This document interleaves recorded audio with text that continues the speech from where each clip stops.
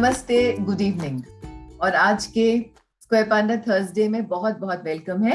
आज मेरे पास पैन की कहानी नहीं है, लेकिन पता है आपको कि पैन मेरे साथ बिल्कुल एक बहुत सुंदर चाय के कप में बैठे हुए हैं। और ये स्क्वायर पांडा की टीम ने एक बहुत सुंदर गिफ्ट मुझे भेजा कि अब आप पैन को अपने चाय के कप के साथ आप वेबिनार शुरू कर सकते हैं। तो बहुत बहुत थैंक यू। हमारा 90 से ज्यादा हफ्तों तक हम लोगों ने काम किया है। और मुझे ऐसा लगता है कि ये मेरा जो गिफ्ट है, उतने हफ्ते आपके साथ मुझे जो बिताने का मौका मिला। और आज की कहानी पैन की ना होकर, जैसे पैन एक छोटा सा सुंदर सा बहुत अच्छा सा बच्चा है, वैसे जो हमारी कंट्री है वहां पे एक बड़ी खूबसूरत यंग जनरेशन है। तो मैंने सोचा कि बिना की पैन की कहानी ना करके हम आपको एक बहुत खूबसूरत काम करती हुई यंग प्रोफेशनल से मिलाए। ईशा, जो ना ही खुद सुंदर है, काम बहुत खूबसूरत करती हैं। और आज उनके ब्रदर उनके साथ नहीं है, लेकिन ये दोनों सिबलिंग्स, ये दो भाई बहन मिलकर एक बहुत खूबसूरत लर्निंग एनवायरनमेंट, जिसको कहते हैं सीखने का वातावरण, बच्चों अपने एरिया के बच्चों के लिए बनाने में उन्होंने बिल्कुल कोई कसर नहीं छोड़ी है। तो ईशा, वेरी वार्म वेलकम, आपका बहुत बहुत स्वागत थैंक यू। है। तो ईशा, आप हमारे ऑडियंस को बताइए कि आपकी ऑर्गेनाइजेशन का नाम क्या है? जीवम फाउंडेशन। जीवम फाउंडेशन। तो इसका कोई किसी चीज के साथ कनेक्ट है, या आपने नाम कैसे रखा है? तो मैंने और जो उस टाइम हमारी टीम के वॉलंटियर्स थे, हमने काफी डिफरेंट डिफरेंट नाम सर्च किए। पर हमारे जो भी आइडियाज आ रहे थे, वो नाम ऑलरेडी किसी ना किसी ऑर्गेनाइजेशन के थे। तो हमारे एक वॉलंटियर ने ये नाम सजेस्ट किया। हम सबके जितने भी फर्स्ट अल्फाबेट्स थे हमारे नाम के, जैसे IAM, उन्होंने उनके साथ वर्ड प्ले किया और ऐसे जीवम नाम रखा गया। वंडरफुल। और आपकी ऑर्गेनाइजेशन करती क्या है? तो हमारी ऑर्गेनाइजेशन का ओवरऑल मिशन तो है एम्पावरमेंट ऑफ रूरल कम्युनिटीज, मतलब ग्रामीण समाज का सशक्तिकरण करना, जो कि अपने आप में एक बहुत बड़ा मिशन है। बट अभी हम पर्सनली ये मानते हैं कि education is the greatest equaliser and the greatest empowerment tool, कि हम शिक्षा के जरिए ही विकास ला सकते हैं और लोगों का सशक्तिकरण कर सकते हैं। तो भी हम हरियाणा के सिरसा जिले के क्योंवाली गांव में कुछ एक्टिविटीज करते हैं, जिससे हम जो बच्चे जो सोशियो इकोनॉमिक बैकग्राउंड से हैं, हम उनको पढ़ाई की अच्छी अपॉर्चुनिटीज दे सकें। वंडरफुल। और आप जब हम आपसे बात कर रहे थे, तो आपने मुझे बताया कि आप कनाडा में पढ़ रही थी, फिर लॉकडाउन पे घर आई, और आपने यहाँ आके क्या देखा? हम तो यहाँ के, इनफैक्ट जब मैं कनाडा थी तब भी मैं कुछ नॉट फॉर प्रॉफिट वर्क करना चाहती थी एजुकेशन या क्लाइमेट चेंज से रिलेटेड, बट कभी इतना लंबे टाइम रहने का मौका ही नहीं मिला। तो मेरे पास कुछ आइडियाज थे अराउंड मेंटरशिप, एंटरप्रेन्योरशिप, काफी वेस्टर्न वर्जन थे चीजों के जो मैं करना चाहती थी। पर जब मैंने यहाँ आके देखा तो कोविड के टाइम सब स्कूल्स बंद थे, और जो बच्चे छोटे प्राइवेट स्कूल्स या गवर्नमेंट स्कूल्स में जाते हैं उनको ज्यादा प्रॉब्लम आ रही थी पढ़ाई में, क्योंकि उनके पास टेक्नोलॉजी का इतना एक्सेस नहीं था, इंग्लिश लैंग्वेज की भी प्रॉब्लम थी, तो उनकी पढ़ाई का ज्यादा नुकसान हो रहा था। तो फिर तभी मैंने और मेरे भाई ने सोचा कि हमें इस प्रॉब्लम को और स्टडी करना चाहिए, और हम जो भी हमसे हो पाएगा एटलीस्ट हमें कुछ बच्चों की हेल्प करके शुरू करना चाहिए।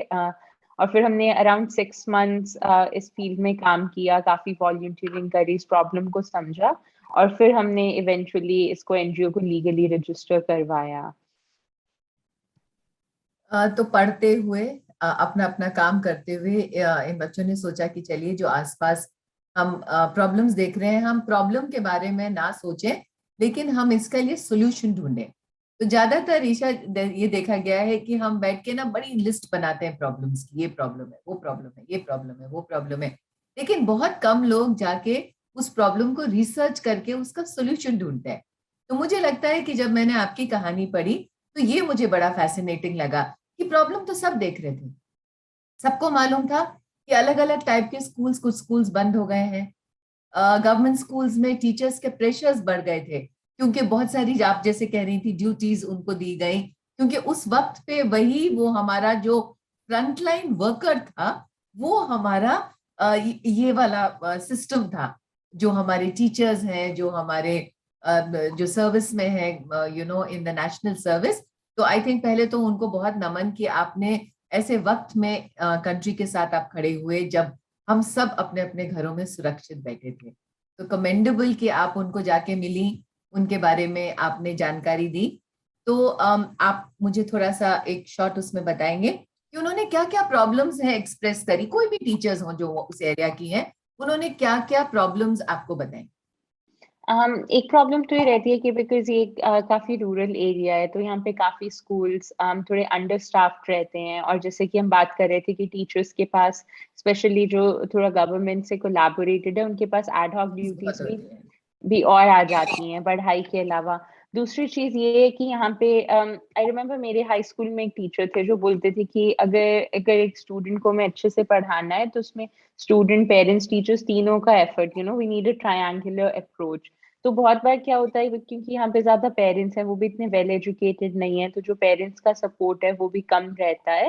और फिर धीरे धीरे हमारी कुछ एजुकेशनल पॉलिसीज भी कुछ सालों में ऐसी बन गई हैं जिसकी वजह से थोड़ा बच्चों को अकाउंटेबल रखना भी मुश्किल हो जाता है। तो उन्होंने काफी फैक्टर्स बताए। तो इसमें से एक फैक्टर, जब मैं ईशा से बात कर रही थी तो वो ये भी कह रही थी कि जब हम बच्चों को कंटिन्यूअसली एक क्लास से दूसरे क्लास तक भेजते जाते हैं और उनको हम कहीं रोकते नहीं हैं, या कहीं पे एक पैटर्न ऑफ असेसमेंट या प्रोसेस नहीं होता है, तो वो अ, अगले लेवल तक जाते जाएंगे, जो बच्चों के मानसिक उसके लिए बहुत अच्छा है। लेकिन वो फिर पढ़ाई या लर्निंग या जो एबिलिटीज है या रीडिंग है वो पूरा नहीं कर पाते। एम आई राइट कि आप कह रही थी कि यस। 7th क्लास के बच्चे 3rd 4th की किताब नहीं पढ़ पाते? हाँ, काफी यहाँ पे जो मैंने गांव के काफी स्कूल्स में विजिट किया, प्रॉब्लम काफी कॉमन है बिकॉज उनको irrespective of their academic performance they keep getting promoted in next class. तो इसलिए there is no kind of test pattern जहाँ पे आप उनको एक्चुअली बैठे और उस लेवल तक ला सकें। और ये रोल है जो ईशा और उनकी जो ऑर्गेनाइजेशन है ये पूरा कर रही है। Am I right in understanding that कि आप, यस, हम कोशिश कर रहे हैं अभी। गोल पूरा नहीं हुआ है, बट हाँ, हम उसी चीज की कोशिश कर रहे हैं। तो आपके जो बच्चे आपके पास आते हैं किस किस्म की एक्टिविटीज करते हैं आप उनके साथ? श्योर, हम ज्यादातर हमारी एक्टिविटीज 3 कैटेगरीज में डिवाइडेड है। तो पहले तो हम उनको मैथ, हिंदी और इंग्लिश में सपोर्ट देते हैं। अभी ज्यादा हमारा फोकस मैथ और हिंदी में है, क्योंकि यहाँ पे जो बच्चे हमारे पास आते हैं वो गवर्नमेंट स्कूल्स में जाते हैं और वहाँ की पढ़ाई अभी हिंदी हिंदी करिकुलम में में होती है, हाँ। लोकली। मीडियम स्कूल्स में। दूसरी चीज हम ये करते हैं, हम मंथली या बाई वीकली बेसिस पे किसी ना किसी स्पीकर को इनवाइट करने की कोशिश करते हैं। जैसे कि हम बात कर रहे हैं, बच्चे उनसे उनकी करियर, लाइफ, पढ़ाई के क्वेश्चंस पूछ पाए। क्योंकि जब हमने स्टार्टिंग में ये प्रोजेक्ट शुरू किया था, हमने बच्चों का सर्वे किया था, तो हमने देखा था बच्चों को सिर्फ 3 ही करियर्स के बारे में पता था। आर्मी, डॉक्टर, पुलिस और टीचर, 4। जो कि चारों ही बहुत रिस्पेक्टेबल और अच्छे प्रोफेशंस हैं। बट क्योंकि छोटे शहरों और गांव में आपको ज्यादा लोगों से मिलने का मौका नहीं मिलता। जब मैं भी छोटी थी तो मुझे भी नहीं पता था कि क्या मैं कर सकती हूँ बड़ी होकर। तो इससे हम चाहते हैं कि बच्चों को थोड़ी अपॉर्चुनिटी मिल जाए, नए नए लोगों से बात करें, उनकी कम्युनिकेशन स्किल्स इंप्रूव हो जाए। और तीसरी हमारी एक्स्ट्रा करिकुलर एक्टिविटीज है, तो उसमें कोई ऐसी फिक्स चीज नहीं है, हम बच्चों को करवाते हैं। बट हर हफ्ते हम कोई ना कोई नई एक्टिविटी करवाने की कोशिश करते हैं। बी इट कि हम लोग हमारे जो गांव में ग्राउंड है, हम वहाँ पे पेड़ों की देखभाल करने चले गए एक दिन। बी कि हमने कुछ बच्चों को साइंस एक्सपेरिमेंट्स करवा दिए, आर्ट एक्टिविटी कर ली। तो जैसे भी हमारे पास टाइम, रिसोर्सेज होते हैं, और इसमें बच्चों का भी काफी इनपुट लेते हैं ताकि इससे वो ग्रुप डिसीजन मेकिंग सीखें। जैसे अभी तो वेदर थोड़ा अच्छा नहीं है, तो हम ज्यादा इंडोर एक्टिविटीज को ही प्रेफर करते हैं। विंटर्स में हम काफी स्पोर्ट्स और कम्युनिटी ओरिएंटेड एक्टिविटीज करवाते थे। तो कुछ भी बेसिकली जिससे बच्चों की सॉफ्ट स्किल्स इंप्रूव हो, जैसे कि टीम वर्क, कम्युनिकेशन, जिससे वो भी थोड़े अभी से कॉन्शियस होने लगे। क्योंकि जैसे आपने बताया कि, एंड आई थिंक ये हमारे यहाँ पर थोड़ा कल्चर है कि प्रॉब्लम्स तो सब डिस्कस कर लेते हैं, बट सोल्यूशंस कोई नहीं करता। तो हम ये चीज बच्चों को सिखाने की कोशिश करते हैं कि जैसे कि एनवायरमेंटल इश्यूज हैं, कि अभी आप बहुत छोटे हो तो मे बी आप पूरे वर्ल्ड के लिए तो कुछ नहीं कर सकते, बट हम अपने गांव में तो थोड़ा बहुत कर सकते हैं, राइट? छोटी छोटी चीजों से, जैसे हमने पेड़ लगा दिए, हमने अपने एरिया की सफाई कर दी ऐसी चीजों से। तो इनके पेरेंट्स कभी इन्वॉल्व होते हैं क्या हमेशा? कभी कोई पेरेंट आपके पास आया, कभी आपका कोई ऐसी ऐसा इंसिडेंट हो जहां पे एक पेरेंट ने आपको आके कहा कि उन्होंने बच्चों में क्या इम्प्रूवमेंट देखा आपके पास आने की वजह से? कभी ऐसी कोई बात हुई तो आप हमें बताइए।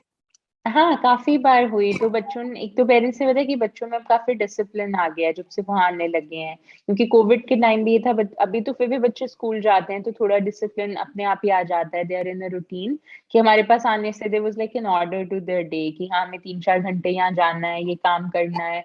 और हम बीच में जो बच्चों को स्पोर्ट्स में भी इंगेज रखते थे तो भी काफी उन्होंने डिसिप्लिन इम्प्रूव किया। दूसरा, उन्होंने बच्चों के बोलने के तरीके में भी काफी सुधार पाया है कि अब बच्चे बहुत ज्यादा थोड़े रिस्पेक्टफुली, ज्यादा मैनर्स के तरीकों से बात करते हैं। तो ज्यादातर ये दो चेंजेस रहे हैं। और बच्चे, जैसे जो बच्चे आपके पास आते हैं, अलग अलग एज ग्रुप्स के बच्चे आते होंगे, और एक ही एनवायरनमेंट, ऑब्वियसली जिस तरीके का आप काम करती हैं, तो पहले तो मुझे बताइए कि आप ये जो ये एक्टिविटीज हैं कहाँ से करती हैं, जगह कौन सी है आपकी?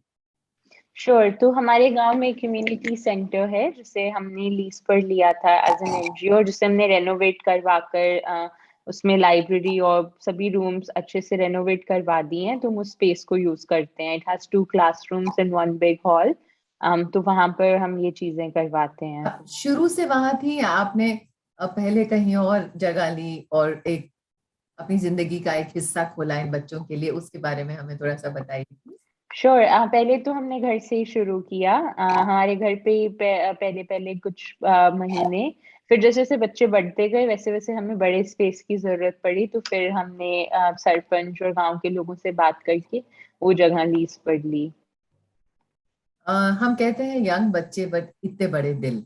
आई एम श्योर मम्मा को कन्विंस करना पड़ा होगा, पापा को बताना पड़ा होगा कि हम ये करना चाहते हैं, तो उनका रिस्पॉन्स क्या था? नहीं, वो हमेशा से ही बहुत सपोर्टिव रहे हैं। जो भी मुझे या मेरे भाई को कभी भी करना था तो नहीं, इनफैक्ट उन्हीं, आई थिंक ये उन्हीं की वैल्यूज हैं कि हम इस तरीके से सोच रहे हैं इन चीजों के बारे में। हाँ, उनका थोड़ा सा कंसर्न ये था क्योंकि वही है कि हम किसी मेट्रो सिटी के पास नहीं रहते हैं। जैसे कि अगर आप दिल्ली, मुंबई वगैरह हो तो बहुत सारे स्कूल्स, कॉलेजेस हैं। तो ऐसी नॉट फॉर प्रॉफिट्स भी आती हैं, वॉल्यूंटियरिज्म का भी कल्चर है। तो थोड़ा गांव में कल्चर डिफरेंट है, जिसका उन्हें भी थोड़ा कंसर्न था और उसकी वजह से कुछ दिक्कतें भी आई। बट ओवरऑल वो काफी सपोर्टिव थे कि अगर आप लोग ये कर सकते हो, आप लोगों को लगता है अपना टाइम मैनेज कर सकते हो, तो प्लीज करो। कि हम आपको इतना पढ़ा लिखा रहे हैं तो ऑफ कोर्स इसका बेनिफिट हम अब सोसाइटी को भी मिलना चाहिए, और अगर आपके पास अच्छे आइडियाज हैं देन व्हाई नॉट। अगर आपने ये काम शुरू कर दिया, मामा पापा ने सपोर्ट कर दिया, बच्चे आ गए, तो मुझे ऐसा लगता है, जो मैं समझ पा रही हूँ, कि आसपास से कहीं ना कहीं तो थोड़ा एक रेजिस्टेंस भी दिखा होगा आपको। हाँ हाँ, बिल्कुल। हाँ, ये तो रहता ही है, बिकॉज कोई भी नई चीज होती है जब हम एक स्टेटस को चैलेंज करते हैं तो ये तो प्रॉब्लम आती ही है। अच्छा, अब ये कुछ लोग हो गए जो रेजिस्टेंट हो गए। मुझे ऐसा लगता है कि कोई आसपास ऐसे लोग भी होंगे जो आपको देखकर सोचते होंगे कि चलिए हम भी जुड़ जाते हैं। ऐसा देखा आपने? यहाँ लोकल कम्युनिटी में तो बहुत ज्यादा नहीं, क्योंकि वही हम गांव में काम कर रहे हैं। तो ऑफ कोर्स कुछ लोग थे जिन्होंने थोड़ी प्रॉब्लम्स क्रिएट करी। काफी लोग सपोर्टिव भी थे। बट जिससे उनको सपोर्ट करने का राइट तरीका नहीं पता था। ऐसे बहुत सारे बुजुर्ग लोग थे, वो काफी इस काम से खुश थे, बट वो खुद पढ़े लिखे नहीं है तो उन्हें ये नहीं पता। बट ओवरऑल उनका भी काफी सपोर्ट रहा। और जो हमारे फ्रेंड्स हैं, पीपल इन आवर नेटवर्क, जिनके साथ मैं यूनिवर्सिटी में पढ़ी, स्कूल में पढ़ी, माय फॉर्मर कॉलीग्स, उनका सपोर्ट बहुत अच्छा था। और भी जैसे आपकी ऑर्गेनाइजेशन, ऐसे कुछ ऑर्गेनाइजेशंस ने भी हमें आउटरीच किया। तो ओवरऑल आई थिंक अच्छा ही सपोर्ट रहा है। स्टार्टिंग में कुछ problems I on the local level, but इसके अलावा ठीक इस है। इनिशिएटिव को हम फुल सपोर्ट ब्यूटीफुल, मिला है। हम पता है ईशा कुछ दिन पहले बात कर रहे थे कि जैसा कह रहे थे कि बड़े ओल्डर पीपल, तो हम ऐसे सोच रहे थे, दिस इज ऑल्सो जो थॉट जो मुझे आ रहा है, कि हम अगर उस जनरेशन को जो से 60 से अबव है और रोज काम पर नहीं जाती है, उनको यंग बच्चों के साथ जोड़ें और सिर्फ कहानियां कहने को कहें, तो क्या होगा कि जो पुराने कहानियां हैं, पुराना तरीका, छोटी छोटी इंसिडेंट्स हैं, तो दो चीजें बहुत इंपॉर्टेंट होती हैं जब आप ओल्डर पीपल और बच्चों को जोड़ते हैं। एक, उनको बात करने के लिए कोई मिल जाता है, और छोटे बच्चे बड़े पेशेंट हो जाते हैं। तो आपको लगता है ये कभी एक्सपेरिमेंट करा है आपने या आप करना चाहेंगे? हाँ, ये तो बहुत अच्छा आइडिया है, तो मैं बिल्कुल करना चाहिए। बिकॉज अगर मैं अपनी लाइफ की भी बात करूँ तो मैंने अपने दादाजी से इतनी कहानियां, इतने किस्से सुने, उनके जीवन के अनुभव भी, और वैसे काल्पनिक कहानियां भी, दोनों ही। तो आई थिंक हाँ, जो बॉन्ड बच्चों को ग्रैंड पेरेंट्स या उस एज ग्रुप से मिलता है, that is very special. And ये तो आपने बहुत अच्छा आइडिया दिया है कि हाँ, हमें भी ऐसा कुछ करना चाहिए। क्योंकि जो आपकी, आप कह रहे हैं आप एक छोटे से गांव से हैं, तो गांव में बड़ी खूबसूरत कहानियां होती हैं, जिसको हम कहते हैं लोकल विद ग्लोबल, है ना। हम पूरी कंट्री हम उस तरफ जा रही है। तो हम ये क्यों नहीं सोचते कि ऐसी कहानियां जो कभी लिखी नहीं गई हैं, ऐसे इंसिडेंट्स जो कभी किसी को पता, हिस्ट्री में चले जाएंगे, जब ये जनरेशन जाएगी तो ये सारी चीजें उनके साथ चली जाएंगी। लेकिन अगर उन्होंने एक भी छोटे बच्चे को उस कहानी को बता दिया है, उस इंसिडेंट को बता दिया, कभी ऐसा फ्लड आया था, या कभी उसकी वहां पे शादी हुई थी, हमने ऐसे किया था, हम ऐसे खाना बनाते थे, तो आप इंश्योर कर लेते हैं कि ये एक अगले जनरेशन तक कहानी चली गई। आई think that's a very very important thing. एक और चीज आयशा, जैसे जैसे आप क्योंकि इतना खूबसूरत काम कर रही हैं, तो एक और चीज जहां पे मुझे ऐसा लगता है कि आप सब जुड़ सकते हैं, इज द लोकल म्यूजिक। जो लोकल म्यूजिक होता है वो आहिस्ता आहिस्ता, आपका जो फोक आर्टिस्ट है, आपका जो ढोलक वाला है, आपका जो जो नॉर्मल फोक, वो आहिस्ता आहिस्ता उसको काम मिलना बंद हो रहा है। तो अगर हम उनको भी इस पूरी मुहिम में शामिल करें, तो एक तो आपको म्यूजिक मिल जाएगा अपने अपने स्टेट का जो इतना खूबसूरत है, और सेकेंडली उनको काम मिल जाएगा। नहीं, ये भी बहुत अच्छा आइडिया, और मुझे ये आपने बहुत अच्छा पॉइंट किया। बिकॉज मुझे लग रहा है जो ये लोकल म्यूजिक है, काफी हद तक लुप्त हो गया है। जैसे ऑल्दो मैं गांव में रहती हूँ, तो भी मैंने यहाँ पे ज्यादा लोकल म्यूजिक या म्यूजिशियंस नहीं देखे हैं, स्मॉल स्केल आर्टिस्ट। बट ना, हमारे पास कभी भी नेक्स्ट कल्चरल इवेंट होगा, हम अपने आसपास ढूंढ सकते हैं ऐसे लोग जो भी हम हमारे हरियाणा के म्यूजिक को या डांस को बहुत अच्छे से जानते क्योंकि हैं। तो ये भी क्योंकि वो काफी खत्म हो जरूरी जाएगा ईशा, अगर हमने इन सब चीजों का ध्यान नहीं दिया एजुकेशन में, तो फिर ये खत्म हो जाएगा। हम कहीं ना कहीं एज ए नेशन रिस्पॉन्सिबल होंगे जब ये गायब हो जाएगा, क्योंकि हमने इसके बारे में सोचा ही नहीं। तो आप जैसे, अगर मैं सोचिए शाम को सिर्फ आज हम डिसाइड करते हैं कि सब बैठ के गाना गाएंगे, हो सकता है कोई भी आ जाए, तो आहिस्ता आहिस्ता वो एक वापस एक जो कम्युनिटी कल्चर आप जिसको कोशिश कर रही हैं कि सिर्फ साइंस मैथ्स अंडरस्टैंडिंग न्यूमरेसी के अलावा हमारा बच्चा अपने लोकल ट्रेडिशंस को भी, मैं बहुत ग्रीडी हूँ ईशा, मैं इसलिए आपकी बात, आप बच्चों को कभी देखती हूँ और ऐसी अपॉर्चुनिटीज देखती हूँ, तो मुझे लगता है कि चलो ये भी कर लेते हैं, ये भी कर लेते हैं। और नहीं, क्या बिल्कुल होना चाहिए ऐसी चीजों में ग्रीडी हम जितना हो सके। और दोनों ही आइडियाज आपके बहुत अच्छे हैं। इनफैक्ट हम जो ये बड़ों वाला आइडिया, बच्चों को बुजुर्गों से जोड़ने का, तो हम काफी टाइम से सोच रहे थे। बस हमारा थोड़ा टाइम का भी, बिकॉज स्कूल्स लगने लग गए हैं और थोड़ा गर्मी की वजह से अब। 15 मिनट, आधा घंटा, आप अगर कोशिश करें, और मैं सिरसा आई तो प्रॉमिस आपके पास जरूर आऊंगी, बिल्कुल। है ना।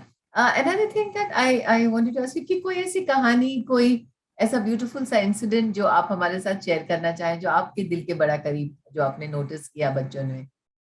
बच्चों में श्योर, हम जैसे कि as a girl in Haryana, आपको पता है कि यहाँ पे जेंडर इनइक्वालिटी यस, थोड़ा सा यस, सीरियस बहुत इशू है अभी भी। करेक्ट। तो मेरा एक पर्सनल गोल ये था कि ठीक है, बच्चे पढ़ाई तो ऑफ कोर्स जरूरी है कि अच्छी यूनिवर्सिटी में जाने के लिए, getting a job and for all of that. But personally मेरा ऑब्जेक्टिव ये है कि बच्चों को थोड़ा इंडिपेंडेंट होना, स्पेशली गर्ल्स को कॉन्फिडेंट होना सबसे ज्यादा जरूरी है। तो एक बार हमने एक टाउन हॉल इवेंट किया था जिसमें लोकल पुलिस आई थी ड्रग्स वगैरह के बारे में बात करने के लिए, जिसमें बच्चे और पेरेंट्स दोनों ही इनवाइटेड थे। तो तब पुलिस कुछ बात कर रहे थे, उन्होंने बच्चों से पूछा कि आप बताओ, अपने आसपास कुछ देखते हो गलत, आपको कोई प्रॉब्लम आती है? और तब एक लड़की ने खड़े होके बताया, और उसकी मम्मा भी वहीं उस इवेंट में प्रेजेंट थी, कि हाँ, फिर मैं अपने घर में बड़ा ही भेदभाव महसूस करती हूँ कि मुझे ज्यादा काम दिया जाता है, मेरे भाई को नहीं दिया जाता, डांट भी मुझे ज्यादा पड़ती है। जो मुझे तो बहुत इंस्पायरिंग लगा कि इतने सारे लोगों में और अपनी मम्मा के सामने इतनी छोटी सी उम्र में उसने बात रखी कि वो इस बारे में सोचने भी लगी थी, वो रिकग्नाइज भी करने लगी थी कि हाँ ये जो चीज मेरे साथ हो रही है गलत है और मुझे इसके लिए आवाज उठानी चाहिए। तो ऐसी काफी चीजें हुई। How एक beautiful बार is that? हमने हाँ, और एक बार हमने एक एक्टिविटी करवाई थी international day of girl child पर, जिसमें हमने बच्चों को बोला था कि आप कुछ भी ड्रॉ कर सकते हैं, सिंग कर सकते हैं, डांस कर सकते हैं, बट वो थोड़ा जेंडर इक्वालिटी से रिलेटेड होना चाहिए। उनको हमने थोड़ा कॉन्टेक्स्ट दिया कि हम क्यों day of girl child celebrate कर रहे हैं, बॉय चाइल्ड क्यों नहीं कर रहे। तो तब एक लड़की ने पेंटिंग बनाई जिसमें आई थिंक एक नर्स थी और कुछ और चीजें थी, डॉक्टर एंड सोल्जर्स। तो और सब बच्चों को एक्सप्लेन करना था कि उन्होंने पेंटिंग क्यों बनाई है। तो उसने बोला कि मैम मैं आर्मी डॉक्टर बनना चाहती हूँ, और जब उससे पूछा क्यों, तो उसने बोला कि जो भी आर्मी में लोग हैं वो हमारा सबका ध्यान रखते हैं, उनकी वजह से हम सेफ है, तो किसी को उनका भी ध्यान रखना चाहिए। तो मुझे बहुत ही इंस्पायरिंग लगा कि उसकी थॉट प्रोसेस क्या थी कि हाँ डॉक्टर्स बहुत बच्चे बनना चाहते हैं, आर्मी में भी बहुत जाना चाहते हैं, but she's coming from a point of very true service कि how to serve the people who are serving us। और ये दो तो मेरे फेवरेट इंसिडेंट्स रहेंगे। और मुझे मुझे सबसे अच्छा लगा ये सुन के कि she realise that she is being wronged. वो बच्ची ने रियलाइज किया कि हाँ, मतलब I I like it that somebody is asking कि आप क्या कुछ गलत देखते हैं। तो हम जब हमें कोई पूछता है कि आप गलत देखते हैं तो हम अपने आसपास देखेंगे कि बाहर कुछ गलत हो रहा है, लेकिन ये बच्ची का लुक एट दी मेच्योरिटी कि उसने अपने अंदर देखा कि हाँ, पहले मेरे साथ गलत हो रहा है।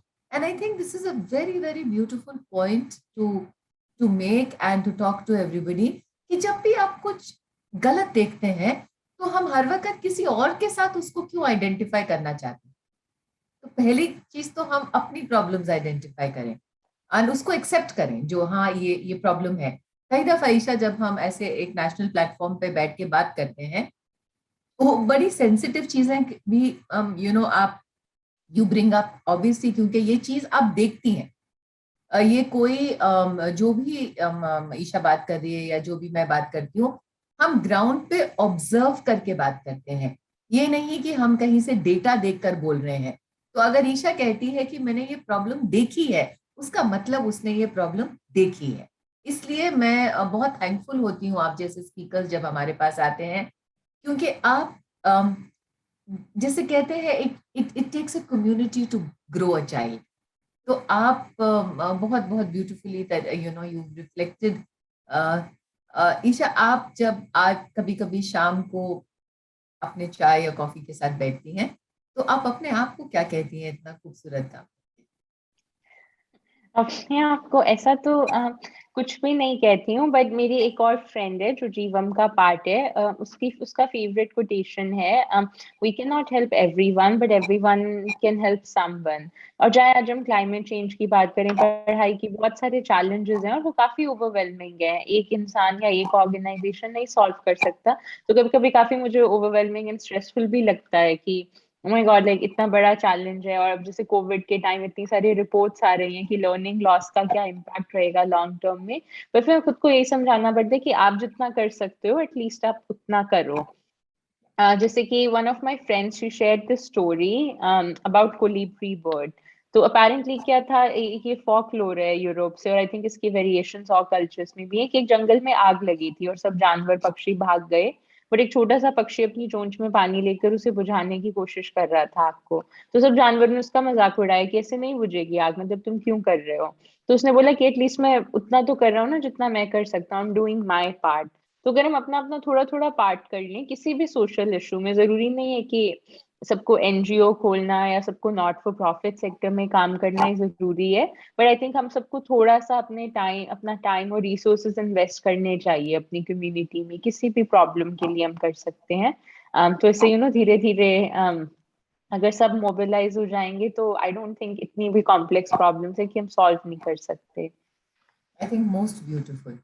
कुछ दिन पहले ईशा, मुझे कोई पूछ रहा था कि मैडम आप वॉलंटियर सर्विस करती हैं क्या? तो ये एक बहुत बड़ी ऑर्गेनाइजेशन थी, वेरी वेरी प्रॉफिट मेकिंग। तो मैंने उनके कहा जी आपके लिए नहीं करूंगी, क्योंकि आप you're already making so much of profit. तो अपने अपने चॉइस का एक छोटा हिस्सा ढूंढिए। I think that's what is important.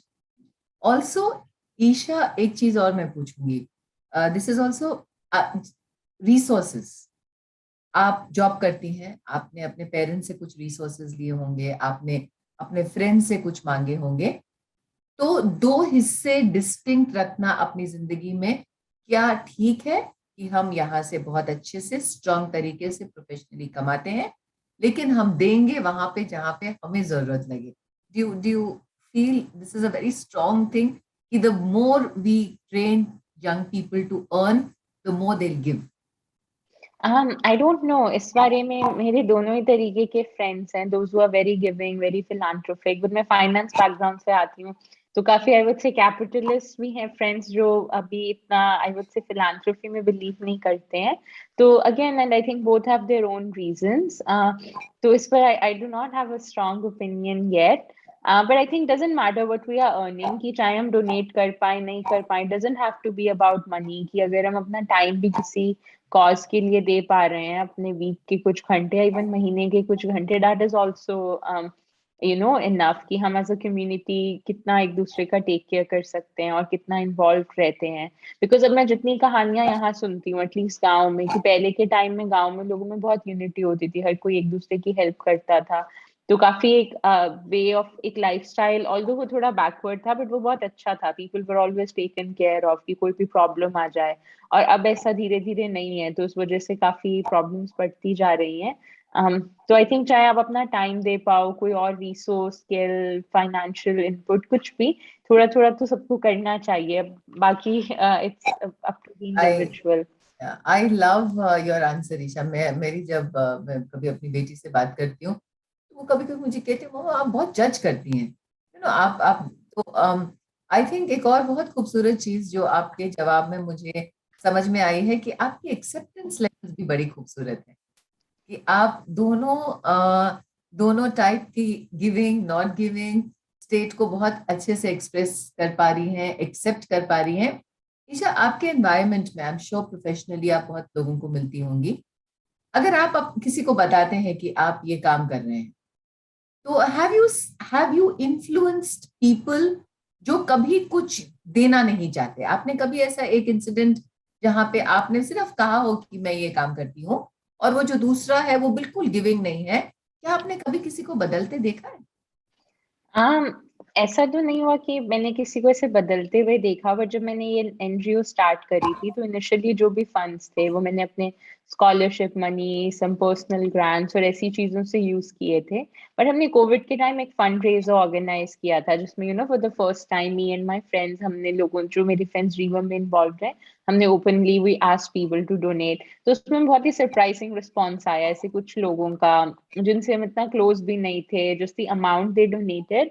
And I think for me it's not about the money they donated, but it's about the trust. तो जैसे इंडिया में भी कुछ सालों में नॉट फॉर प्रॉफिट सेक्टर में काफी ये मनी लॉन्ड्रिंग और उन सब की वजह से थोड़ा डिस्ट्रस्ट का इशू है।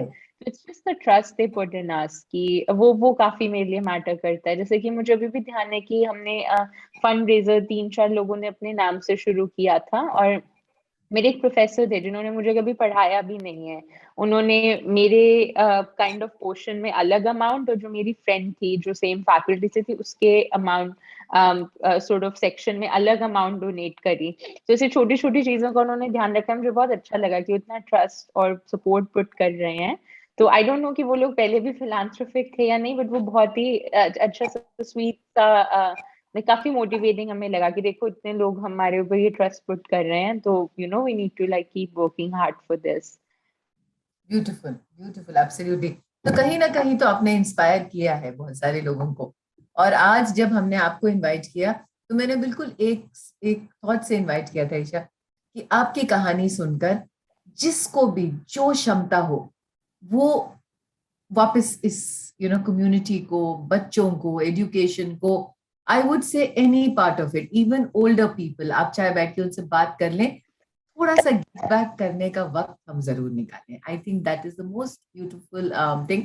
आई also wanted to tell the audience, जब मैं ईशा से आज बात करना चाह रही थी, तो मैं ट्रैवल बहुत कर रही हूँ, तो आज आप देख सकते हैं मेरा बैकग्राउंड अलग है, और मैं बार बार, हम थोड़ा लेट हो गए फिर जल्दी हो गए, और जिस तरीके की पेशेंस मैंने ईशा में देखी, it also teaches me and makes me understand कि जो गिविंग बच्चे होते हैं, जो गिविंग यूथ होता है, वो ना ही गिविंग होता है, वो एक बेसिक स्किल ऑफ, जिसको कहते हैं ना 21st century skill, cooperative, patient, giving. तो ये सब हम कहते हैं ये किताबें में नहीं सीखा जाता, ये ग्राउंड से ये बच्चे सीखते हैं। तो expose your children to good things, let them meet people like Isha, and that's how it will grow, right? So Isha, before I wind up, I always just compile it, क्योंकि हम आजकल हिंदी में बोलते हैं, तो मैं 2 मिनट लेकर इसको मैं